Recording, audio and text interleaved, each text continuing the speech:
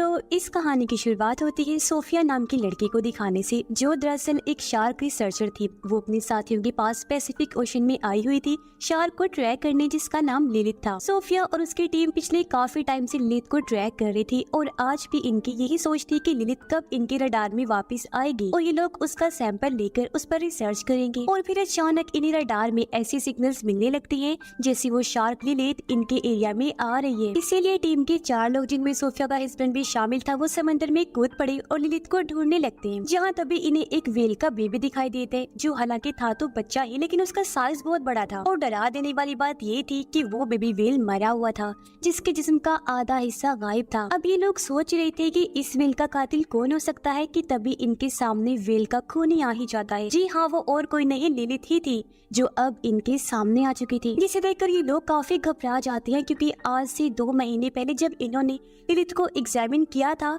तो वो बस 2.5 मीटर की थी और अब लगभग वो 7 मीटर की हो गई थी। यानी सिर्फ 2 महीने में वो 3 गुना बढ़ गई थी, जो बात सच में काफी चौंका देने वाली थी। अब यहाँ समझदारी तो ये थी कि इन लोगों को अपनी जान बचाकर चले जाना चाहिए था, लेकिन यहाँ सबसे बड़ी गलती सोफिया का हस्बैंड कर देता है। अपनी मौत को सामने देखने के बावजूद भी उसे सैंपल लेने की पड़ी हुई थी, इसलिए वो शार्क की बॉडी से सैंपल लेने के चक्कर में लिलित को स्टैब कर देता है। और बस फिर क्या था, वही हुआ जिसका डर था। लिलित कंट्रोल से बाहर होकर टीम के 4 लोगों पर हमला कर देती है और उन्हें बुरी तरह काट कर टुकड़े टुकड़े कर देती है। जबकि सोफिया और उसकी एक साथी कश्ती में से बस की नजारा दूर से देख पा रही थी, हालांकि वो भी काफी डर गई थी। जब कुछ अमन होता है तो सोफिया भी ओशन में कूद जाती है, इस उम्मीद के साथ कि शायद कोई जिंदा बचा होगा। लेकिन वहाँ पर तो बस टीम के लोगों के कटे पटे जिस्म के टुकड़े थे, जिन्हें बुरी तरह लिलित ने मार दिया था।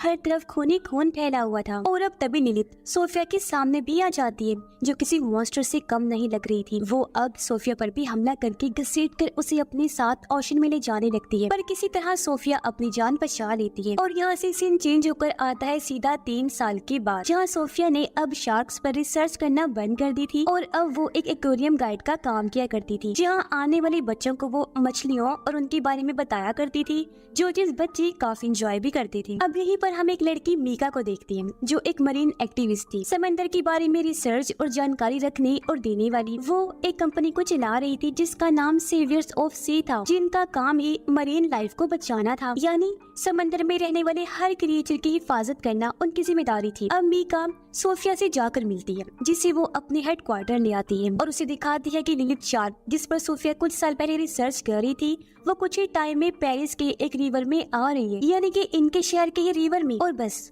पेरिस के रिवर में एंटर होने ही वाली। इसीलिए मीका यहाँ चाहती है कि सोफिया लिलित को एग्जामिन करने में उनकी मदद करे, जिस पर सोफिया कहती है कि ये कोई बड़ी बात नहीं है।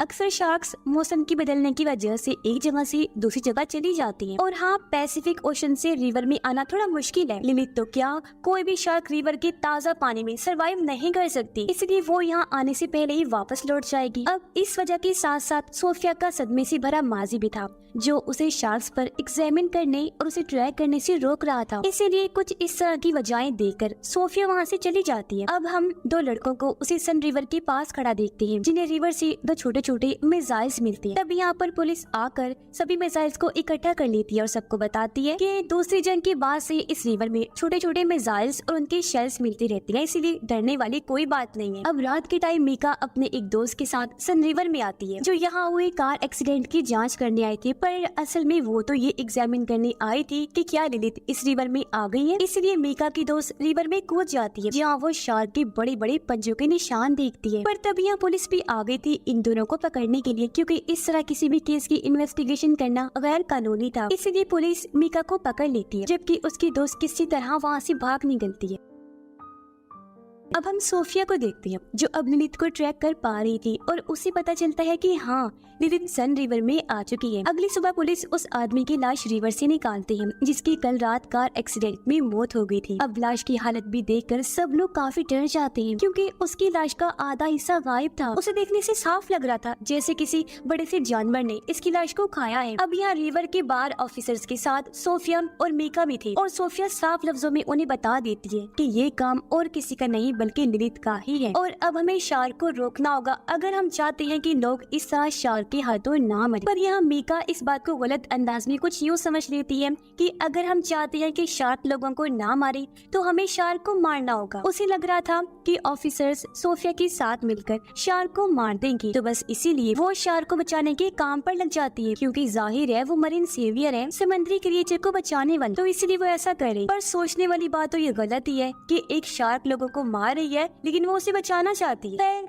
अगले दिन ऑफिसर्स और सोफिया सन रिवर में आ जाते हैं। उनका प्लान था कि वो रिवर में जाकर सीधा शार्क को पकड़ लेंगे। तब सोफिया शार्क को ट्रैक करने में उनकी मदद कर रही थी। सब कुछ ठीक ही चल रहा था। वो लोग शार्क को देखने ही वाले थे, लेकिन मीका यहाँ बहुत बड़ी गड़बड़ कर देती है। वो अपनी हैकर दोस्त की मदद से सोफिया के ट्रैकर की सिग्नल्स को खराब कर देती है, जिससे कि अभी लोग शार्क को ट्रैक नहीं कर पाते। और इससे जाहिर है उन ऑफिसर्स के लिए बहुत बड़ा खतरा आ गया था जो रिवर में गई थी। पर लिलिथ उस तरफ नहीं जाती और अपना रूट बदल लेती है, जिससे ऑफिसर्स को अपनी जान बचाने का मौका मिल जाता है और वो सही सलामत बाहर आ जाते हैं। पर ये काफी सीरियस कंडीशन बन जाती है कि शहर के बीचों बीच सन रिवर में मॉन्स्टर शार्क घूम रही है। इसलिए ऑफिसर्स ये बात जाकर मेयर को बता देती है। तब मेयर परेशान होते हुए कहती है कि कैसे भी करके उस शार्क को रोकना होगा, क्योंकि कुछ दिन बाद उसी सन रिवर पर एक बहुत बड़ा इवेंट होने वाला है जिसे वो किसी भी सूरत में कैंसिल नहीं कर सकती। इसलिए ऑफिसर्स लिलिथ को रोकने के बारे में सोचने लगते हैं, जबकि मीका एक वीडियो बनाती है और उसे खुफिया तौर पर कई सारी मरीन एक्टिविस्ट के पास भेज देती है। और लिलिथ शार्क के बारे में बताते हुए कहती है कि गवर्नमेंट उसे और उस जैसी और भी शार्क्स को मारना चाहती है, इसीलिए हमें आगे आना होगा और इन्हें बचाना होगा, बेशक ये शार्क्स हम लोगों को खाए क्यों ना जाए। फिर वो कहती है कि इसके लिए आज रात हमें पेरिस की कैटाकॉम्ब में आना होगा। कैटाकॉम्ब दरअसल पेरिस के नीचे बनाई गई एक टनल सुरंग है जो पूरे पेरिस के नीचे फैली हुई है। अब मीका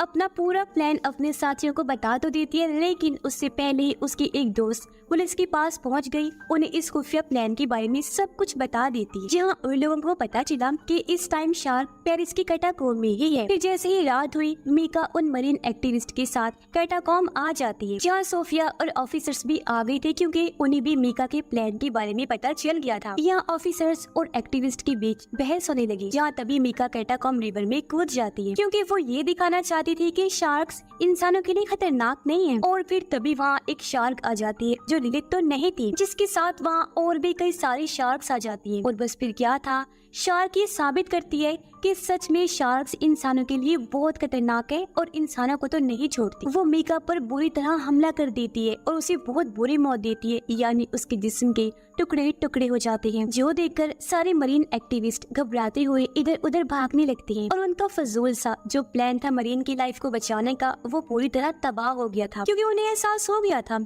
कि हर चीज भले ही वो कोई जानवर ही क्यों ना हो, बचाने वाला नहीं होता। कुछ आपकी जान की दुश्मन भी होती हैं जिन्हें रोकना और मारना भी पड़ता है। इसी बीच बहुत सारे एक्टिविस्ट रिवर में गिर पड़ते हैं और शार्क्स का खाना बन जाते हैं। हर तरफ शार्क्स रिवर में इंसानों के टुकड़े टुकड़े करते नजर आ रहे थे, खून खून फैला हुआ था। पर जैसे तैसे इस सूरत हाल को काबू कर लिया गया।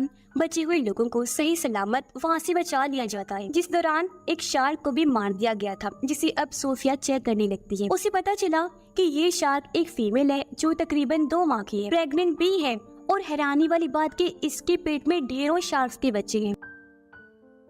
पता चलता है कि शार्क एक ऐसी प्रोसेस से बच्चे पैदा कर रही है जिसमें वो एक टाइम में बहुत ज्यादा बच्चे पैदा करने की काबिल होती है, वो भी बहुत ही जल्द छोटी उम्र में, जो चीज बहुत खतरनाक है क्योंकि ऐसे इनकी तादाद बहुत ही कम टाइम में बढ़ सकती है। और तो और ये ताज़ा पानी में भी सरवाइव कर सकती है, जो चीज इन्हें इनकी माँ लिलिथ से मिली, जिसने क्लाइमेट की मुश्किलात को झेलते हुए फ्रेश पानी में जीना सीख लिया था। ये लोग अंदाजा लगा लेते हैं कि ये शार्क्स हजारों की तादाद में हो सकते हैं जो सारे कैटाकॉम्ब में रह रहे होंगे। इसीलिए वो फैसला करते हैं कि हम कैटाकॉम्ब में धमाके करेंगे जिससे सभी शार्क्स वही मारे जाएंगे। अब अगले दिन वो स्विमिंग इवेंट आ जाता है जहाँ एक टाइम में बहुत सारे लोग रिवर में स्विमिंग करेंगे, तैरेंगे, क्योंकि ये बात लोगों को नहीं बताई गई थी। मेरे को शार्क्स के आने का खतरा था, लेकिन वो इवेंट को अपने फायदे के लिए कैंसिल नहीं करती, बल्कि ऑफिसर्स और ट्रेन मरीन को रिवर में उतार दिया गया। वो निगरानी करने लगती हैं, जहाँ रिवर की एक साइड पर काफी बड़ा जाल बांध दिया जाता है ताकि अगर कोई शार्क इस तरफ आए तो उसमें फंस जाए। जबकि सीनियर ऑफिसर सोफिया और अपने साथियों के साथ कैटाकॉम्ब में आ गया था, क्योंकि वो वहाँ की मेन जगहों पर धमाके करने वाली थी। सब अपनी अपनी जगह पर पहुँच गयी। सीनियर ऑफिसर और सोफिया एक साथ थी।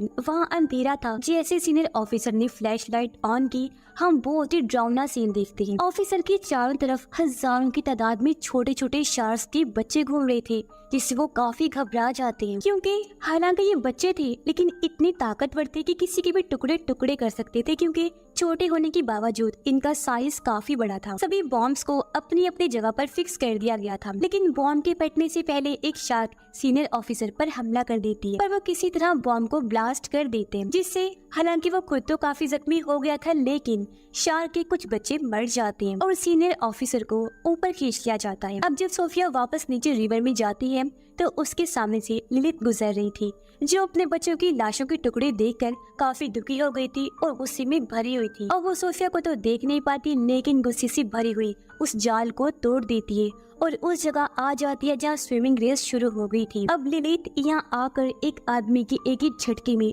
2 टुकड़े कर देती है, जिससे हर तरफ अफरा तफरी मचाती है। और तब यहाँ बहुत सारे शार्क्स भी आ जाते हैं, जो जाहिर है लिलिथ के कहने पर ही आए थे। ये शार्क्स कैटाकॉम्ब में नहीं रह रहे थे, इसलिए धमाके से नहीं मरे और उनकी तादाद बहुत ज्यादा थी। ये शार्क्स रिवर में तैर रहे लोगों पर बुरी तरह हमला कर देते हैं। एक ही पल में रिवर खून से लाल हो गया, हर तरफ उनकी लाशों के टुकड़े टुकड़े बिखर गए थे। इसी के साथ यह सबसे बड़ी गलती ये हुई कि ऑफिसर ने शार्क को स्नाइपर से शूट कर दिया, जिसके कुछ निशाने पानी में पड़े मिसाइल्स पर लग जाते हैं, जो दूसरी जंग से वहाँ पड़े हुए थे लेकिन डिफ्यूज नहीं थे, पूरी तरह एक्टिव थे। जिससे होता ये है कि एक मिसाइल के फटने से ढेरों मिसाइल्स फटने लगते हैं। ऐसा होते ही बड़े बड़े धमाकों के साथ वहाँ सुनामी जैसा सीन बन जाता है। रिवर का पानी हर तरफ फैल जाता है, जो मेयर के साथ साथ पेरिस के बहुत बड़े हिस्से को अपने साथ ले डूबता है। बहुत बड़ी तबाही मच जाती है। सिर्फ सोफिया और सीनियर ऑफिसर ही बचते हैं, जो अपने चारों तरफ तबाही को देख रही थी। आस पास लाशें और ढेरों शार्क्स घूम रही थी और बताया जा रहा था कि ये शार्क्स सुनामी की वजह से आसपास के एरिया में भी जा रहे हैं, जिस वजह से वो पूरे कंट्री में ही फैल चुकी है। और सबसे खतरनाक बात,